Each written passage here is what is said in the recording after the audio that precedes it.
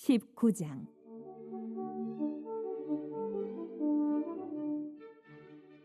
유다 왕 여호사밧이 평안히 예루살렘에 돌아와서 그의 궁으로 들어가니라.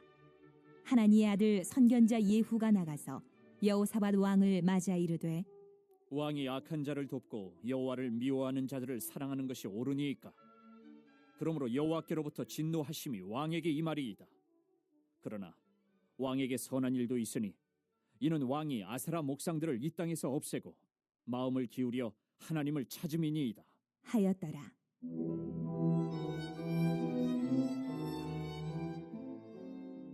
여호사밧이 예루살렘에 살더니 다시 나가서 부엘세바에서부터 에브라임 산지까지 민간에 두루 다니며 그들을 그들의 조상들의 하나님 여호와께로 돌아오게 하고, 또 유다 온 나라의 견고한 성읍에 재판관을 세우되 성읍마다 있게 하고 재판관들에게 이르되, 너희가 재판하는 것이 사람을 위하여 할 것인지 여호와를 위하여 할 것인지를 잘 살피라. 너희가 재판할 때에 여호와께서 너희와 함께하심이니라. 그런즉 너희는 여호와를 두려워하는 마음으로 삼가 행하라. 우리의 하나님 여호와께서는 불의함도 없으시고 치우침도 없으시고 뇌물을 받는 일도 없으시니라 하니라.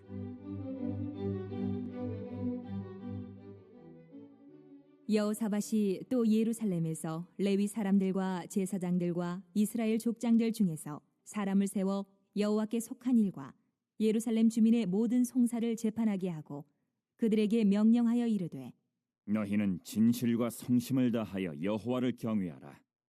어떤 성읍에 사는 너희 형제가 혹 피를 흘림이나 혹 율법이나 계명이나 율례나 규례로 말미암아 너희에게 와서 송사하거든 어떤 송사든지 그들에게 경고하여 여호와께 죄를 범하지 않게 하여 너희와 너희 형제에게 진노하심이 임하지 말게 하라.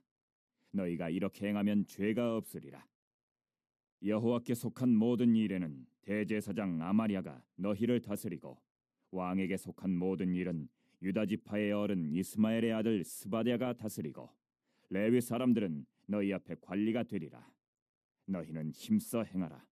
여호와께서 선한 자와 함께 하실지로다 하니라. 이제 역대하 19장 말씀을 우리가 함께 읽으셨는데요. 어제 새벽에 우리가 살펴본 대로 남유다의 이 여호사밧 왕은 하나님 앞에서 해서는 안 될 그런 행동을 했었죠. 바로 하나님께서 참으로 싫어하시는 이 사악한 왕 북이스라엘의 아합과 손을 잡았습니다. 심지어는 어떤 인간적인 생각에 앞서서 이렇게 손을 잡으면 이제 국방력 강화에도 굉장히 도움이 되겠구나, 나한테 이로운 점이 굉장히 많겠구나, 뭐 이런 생각이 앞서서 심지어 이 아합 가문과 사돈 관계까지 맺습니다. 그리고 결국 그런 관계 속에서 이제 아합 왕의 이 부탁을 거절할 수가 없어가지고 이 아람과의 전쟁에 이제 아합과 함께 참전을 하게 되었죠. 근데 그 결과는 이제 어제 우리가 살펴본 대로 참으로 참담했습니다. 아합 왕은 이 미가야 선지자의 그 경고대로 비참하게 그 전쟁에서 목숨을 잃게 되고요. 여호사밧 왕의 경우에도 이 죽을 고비를 아주 가까스로 넘기고 목숨만 겨우 부지한 채 참으로 초라한 모습으로 이제 본국 예루살렘으로 돌아오게 됩니다. 이때 여호사밧 왕은요, 굉장히 충격적인 그러한 일을 경험하고 지금 몸도 지치고 또 마음도 지쳐서 정말 누군가의 어떤 위로가 절실하게 필요한 그러한 상황이었을지도 모릅니다. 그런데 그런 그의 기대와는 달리 그에게 찾아온 것 뭐였죠? 2절을 다 같이 한번 봉독해 보겠습니다. 자, 시작. 하나님의 아들 선견자 예후가 나가서 여호사밧 왕을 맞아 이르되, 왕이 악한 자를 돕고 여호와를 미워하는 자들을 사랑하는 것이 옳으니까? 그러므로 여호와께로부터 진노하심이 왕에게 임하리이다. 그러니까 여호사밧 왕에게 제일 먼저 찾아온 것은 따뜻한 위로가 아니라 아주 이 선견자 예후의 냉정한 그러한 책망이었다는 것이죠. 왕이 악한 자를 돕고 여호와를 미워하는 자들을 사랑하는 것이 옳으니까, 그러므로 여호와께로부터 진노하심이 왕에게 임하리이다. 그러니까 지금 이 아합과 이 손을 잡은 이 여호사밧의 잘못을 날카롭게 지적을 하면서 그런 잘못을 저지른 당신에게 하나님의 진노가 임할 것입니다. 이렇게 아주 무서운 저주까지 퍼붓고 있다는 것이죠. 근데 사실 이 같은 예후의 말은요, 아무리 이 선견자가 하는 말이라고 할지라도 이 여호사밧의 입장에서는 굉장히 귀에 거슬리는 그런 말로 들릴 수 있었을 것입니다. 때론 사람들이 다 그렇죠. 내가 분명히 잘못을 했고 나 스스로도 그 잘못을 알고 있고 내가 그걸 인정을 하고 있어요. 아, 내가 잘못한 거 맞다. 그럼에도 불구하고 그 누군가가 내 잘못을 막 노골적으로 딱 지적을 하고요. 막 정죄를 하면요. 물론 그 사람이 나한테 지적하는 그 말이 틀린 말이 아니거든요. 그럼에도 불구하고 이상하게 기분이 언짢다는 거예요. 이게 바로 인간의 연약한 모습인 것이죠. 하물며 지금 이 여호사밧은 일국의 왕의 입장이죠. 그러므로 아무리 선견자라고 할지라도 일국의 왕에게 이렇게 대놓고 당신 잘못했다고 날카롭게 지적하고 있는 것은 어쩌면 왕의 입장에서는 왕의 권위에 대한 도전으로 이렇게 느껴질 수도 있는 그런 모습일 것입니다. 그래서 이 여호사밧의 아버지 이 아사 왕의 경우 우리가 잘 알고 있지 않습니까? 그가 위기 상황 속에서 하나님을 의지하지 아니하고 뭐 베나닥 같은 강력한 이 나라의 왕을 막 사람만 그렇게 의지하려고 할 때 역시 그에게도 선견자 하나니가 찾아온 거죠. 그리고 당신의 그 행동 잘못됐다고 하나님 의지하지 않고 사람만 의지하는 거 그 큰일 날 행동이라고 직언을 하게 될 때 이때 아사가 어떻게 행동했습니까? 상당히 기분 나빠합니다. 그러면서 곧바로 하나니를 감옥에 가둬버려요. 그리고 비슷한 직언을 하는 또 다른 백성들을 막 학대했다 이렇게 표현하고 있습니다. 근데 오늘 본문에 보시면 그 아사 왕의 아들이었던 이 여호사밧 왕은요 아버지처럼 그렇게 행동하지 않아요. 막 기분 나빠하지 않습니다. 잘못을 지적할 때 막 구차한 말로 막 변명을 하고 뭐 어쩔 수 없었다고 하면서 핑계를 대고 또 막 버럭 화를 내고 또 아버지처럼 막 감옥에 가두어 버리고 그런 모습으로 나아가지 않아요. 그저 겸손하게 그 모든 책망을 다 달게 받는 모습을 우리는 보게 됩니다. 근데 그럴 수 있었던 이유가 있어요. 우리 3절을 다 같이 한번 읽어보겠습니다. 자, 3절. 자, 시작. 그러나 왕에게 선한 일도 있으니 이는 왕이 아세라 목상들을 이 땅에서 없애고 마음을 기울여 하나님을 찾음이니이다 하였더라. 마음을 기울여 하나님을 찾음이니이다. 그러니까 이 말은 이 선견자 예후가 책망과 더불어 이 여호사밧 왕의 선한 모습도 더불어 언급하고 있는 그런 말이죠. 근데 여기 보니까 이 여호사밧 왕의 선한 모습이 어떤 모습인가? 왕이 아세라 목상들을 이 땅에서 없애고 중요한 것은 마음을 기울여 하나님을 찾음이니이다. 그렇습니다. 물론 이 여호사밧도 그의 아버지 아사처럼 그렇게 잘못을 저지르기도 했습니다. 그럼에도 불구하고 여호사밧의 이 선한 모습이 뭐냐? 아버지 아사와는 다른 모습이 뭐냐 하니까 평소에 그의 마음 중심이 즉 그의 영혼의 나침판이 막 그냥 이리저리 막 아무데나 향하고 있는 게 아니라 항상 하나님을 향하여 딱 고정되어 있는 사람이 바로 이 여호사밧이라는 거예요. 이런 그의 모습을 마음을 기울여 하나님을 찾음이니이다라는 말로 그렇게 선하게 평가하고 있는 것이죠. 그러니까 이렇게 여호사밧은 평소에 늘 그 마음 중심이 다른 데로 향한 게 아니에요.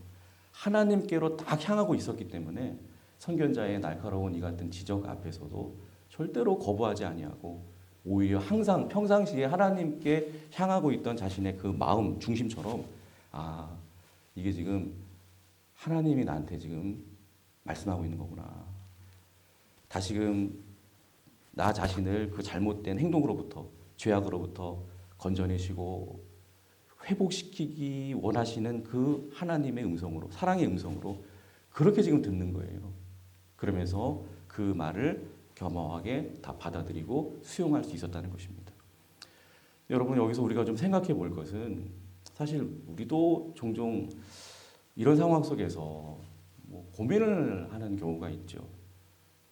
사람들이 나에 대해서 좀 듣기 거북한 그런 말들을 딱딱 할 때가 있어요. 또 심지어는 설교 말씀을 들을 때도 그렇고요. 이런 고민을 하시는 분들이 있어요. 왜 나는 나에 대해서 뭔가를 딱 지적하는 것 같은 그런 쓴소리 같은 말을 듣는 것이 나는 왜 그렇게 힘든 것일까? 나는 그런 말을 들을 때 왜 그게 수용이 안 되고 그런 말을 들으면 그냥 막 화부터 나는 것일까? 아, 내 성격이 급해서? 내가 다혈질이기 때문에 그런가? 아니면 내 자존심이 유독 강해서 그런가? 물론 그럴 수도 있겠지만 여러분 잊지 마십시오. 보다 그런 것들이 수용되지 못하는 이유가 있다면, 근본적인 이유가 있다면 그것은 바로 우리 마음의 기울기에 달려있기 때문에 그런 것입니다. 이게 무슨 말인 거 아니? 평소에 내 마음의 기울기가 오로지 나 자신을 향하여 이렇게 기울어져 있으면요. 즉, 내 체면, 어떤 나의 잘됨, 나의 성공, 오로지 나를 방어하려는 그런 쪽으로만 내 마음의 기울기가 이렇게 기울어져 있으면요. 그런 사람은 작은 지적 하나에도요. 그것이 마치 내 인생을 무너뜨리려고 공격하려고 하는 그런 말로만 그렇게 들려지게 되더라는 것입니다. 그래서 자꾸만 방어하려고 하고, 자꾸만 변명하려고 하고, 심지어 상대방을 막 미워하면서 아사왕처럼 막 그렇게 공격하려고 하는 것입니다. 그러나 오늘 이 여호사밧 왕처럼 평소에 내 마음이 나 자신을 향해 있는 게 아니라, 나 자신을 향하여 기울어져 있는 게 아니라 오직 하나님께로 향해져 있고 항상 하나님께로 이렇게 기울어져 있는 그런 사람이라면 그런 말을 앞에서도 반응이 다르죠. 아, 내가 항상 의지하려고 하고 내가 항상 내 마음 중심이 향해 있는 그 하나님께서 나를 사랑해 주셔서 어쩌면 내가 더 잘못된 길로 가지 않도록 하시기 위해, 망가지지 않게 하시기 위해서 저런 사람들을 통해서 저런 말들로 나를 오히려 일깨워 주시고 보호해 주시려고 저렇게 하시나 보다. 그래서 내 자존심은 솔직히 좀 상할 수는 있지만 그럼에도 불구하고 이런 말들이 나를 살리려는 하나님의 신호구나. 이렇게 받아들이면서 정말 어떤 말을 듣더라도 그것을 겸허하게 수용할 수 있는 영적인 강한 맷집으로 그렇게 모든 말들이 나에게 약이 되게 하고 은혜가 되게 하는 그러한 지혜로운 길로 나아가게 되는 줄로 믿습니다. 여러분 오늘 이 새벽에 한번 돌아보세요. 나의 영혼의 난치판은, 나의 이 마음의 기울기는 지금 어디를 향하고 있는가? 혹시 하나님께 예배드리는 가운데 내 마음을 몹시 찌르고 아프게 하는 그런 말씀이 들려오고 있지는 않습니까? 혹은 지난 한 주간의 삶 가운데 가족들로부터 혹은 교회 성도들로부터 혹은 일터의 사람들로부터 막 내 자존심을 몹시 상하게 하는 뼈아픈 말들을 여러분 듣지는 않았습니까? 그럴 때 나는 당신이 나에 대해 뭘 안다고 그런 말을 해 하면서 여러분 귀를 막지는 않았습니까?